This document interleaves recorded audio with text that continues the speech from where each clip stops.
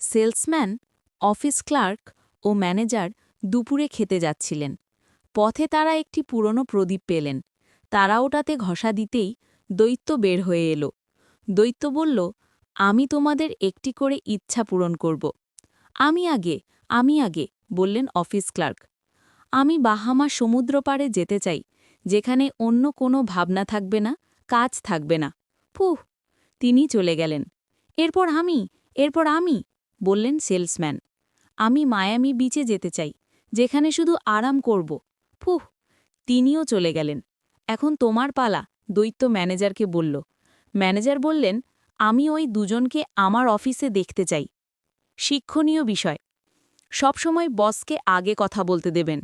তা না হলে নিজের কথার কোনো মূল্য থাকবে না।